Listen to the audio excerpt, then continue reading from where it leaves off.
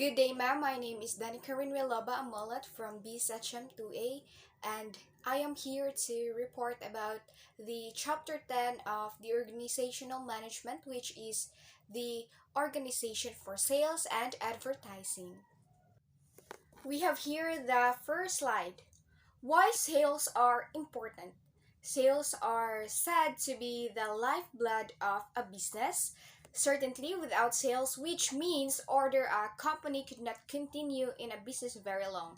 So the nuance primarily depends on the orders that the sale department gets. So the very importance of selling or the sales department is manifested during periods of depressed business conditions when it is in difficult to get orders or to find buyers of the product or service. So when business drops off due to a decline of sales, factories close, and this persist until business gets better, meaning until the company salesman will find it easier to get the order.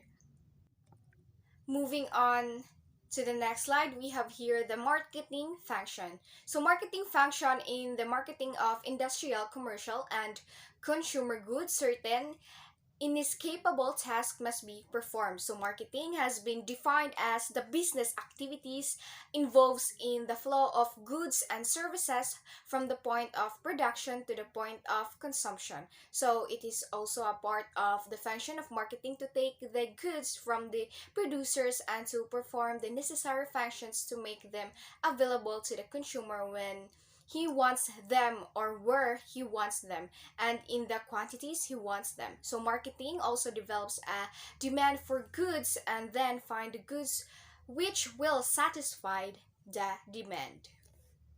So these tasks are called marketing functions. So these functions are buying, selling, transportation, storage, standardization, finance, risk taking, and the providing of market information. So let us define it one by one. So first we have here the buying. So buying, this involves the selection of the kind of goods to be bought and determination of the quality desired as well as the proper quantity needed for the specified purpose. So the buyer also must select the sources of the goods that he wants.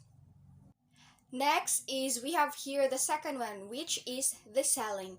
So selling, an important characteristic of capitalistic economy in speculative production. So the manufacture of goods before order for them are received. Manufacturers produce the things that they think consumers will want and then they try to sell them. So for example, toy manufacturers produce their line of Christmas produced months before the holiday selling season opens. So they hope that customers will like and buy the things they have made. So we have here the third one, which is the transportation. So goods must be transported in most instances from the places where they are produced to the place where they will be consumed. Transportation has a dual duty to perform goods and must be taken to the place where they are wanted when they are also be bought. So this function involves the use of railroads, waterways, motor trucks, pipelines, and airlines. So we have here the fourth one, which is the storage. Storage is another essential marketing function. In many lines of business, goods are produced considerably in advance of the time of sale and consequently they must be stored for varying period of time. So the manufacturer, the wholesaler, and the retailer all store goods to some extent, hence all of them perform the storage function. Although many business firms have the facilities for storing their own goods, other hire the facilities of storage warehouse companies. Many of them issue warehouse receipts to the stores as evidence of the receipt of the custody over the stored goods. So moving on to the next slide, we have here the standardization. So standardization is the development and maintenance of the standards, and it is a value in helping buyers and sellers to transact business in an intelligent and helpful manner. So there are many standards of quantity such as weights and measures and containers and can sizes, or standards of quality which are considered with such differences in goods as grade, substance, wearability, and serviceability. So moving on to the next slide, we have here the market finance. So market finance is the handling of any economic good in a capitalistic systems calls for a method of financing. So if the goods are paid for immediately, the buyer must provide the necessary funds, which may be either his own or those that he has borrowed. If payment is postponed, the seller extends credit to the buyer for a period of time, and those temporarily assume the burden of financing the transaction. So moving on to the next slide, we have here the market risk. So the market risk is the mere act of owning goods, carries with it the inescapable burden of assuming certain risks in connection with them. So these risks arise from the following possibilities. So first, the goods may be damaged or destroyed in some manner. Second one, they may be deteriorate and become useless. And the third one, they may be stolen. And the fourth one, the price may be moved unfavorably. And the fifth one, the goods may be rendered absolutely by new invention or style. So moving on to the next slide, we have here the nature of the products. So the company should choose the type of the organization best suited to market the product. For instance, industrial or producers' goods are often sold direct to the customer or with a minimum of channels of distribution, and therefore requires a smaller sales organization to distribute the same volume. So many types of the business goods are technical in character, and those require an engineer consultant to sell them. Like for example, a soft drink may be required a big advertising and promotion department.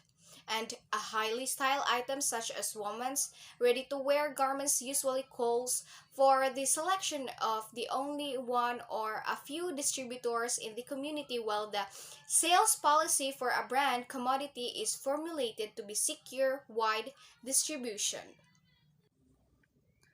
So moving on to the next slide, we have here the nature of market sold.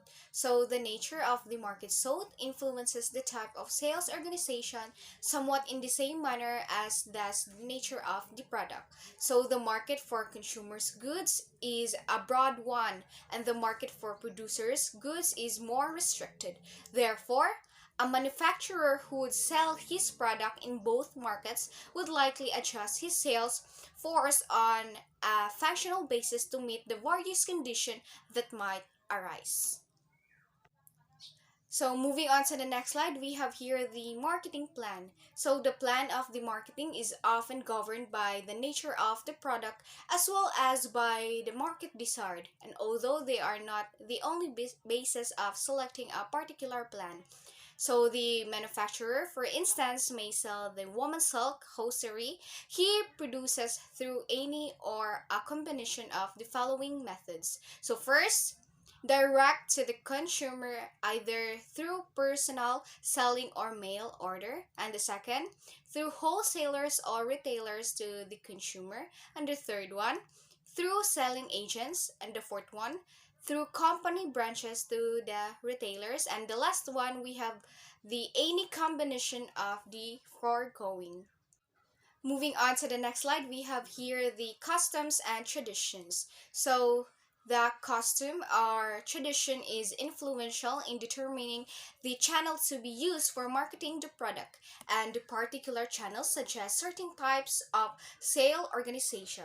So certain companies break the customs and select channels they deem best, and which are particularly noticeable in the frequent attempts to fit organization to the capacities of the available sales personnel. So, for example, if the logical sales manager is deficient in certain aspect of his job, as estimating future sales possibilities, although he is superior as a leader of the sales force, a separate sales research and sales budget division may be established.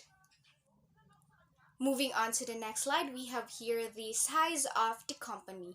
The size of the company is the enterprise, and its sales volume have much to do with the organization of the sales force. So the small enterprise may be have no longer separated sales research, advertising or promotional department, whereas the large enterprises may have these departments attached to the parent organization and may also have similar departments for the respective operating division.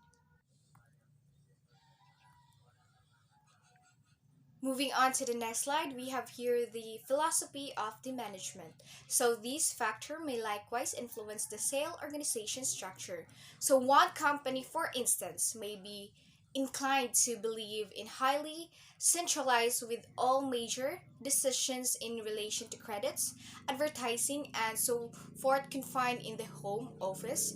And on the other hand, another company may follow the practice of promoting decentralized sales activities. Moving on to the next slide, we have here the through jobbers. So the jobber assemblies the products from many factories, stores them, and sells them to retailers. And in so doing, the jobbers assume risk of price fluctuation and obsolescence or damage and non-payment of credit extended to customers. So this jobber also sorts and ships product according to the retailer's needs. And moving on to the next slide, we have here the direct to consumers. So this channel of distribution is needed for the product which requires a high degree of technical training of salesmen in order to sell it.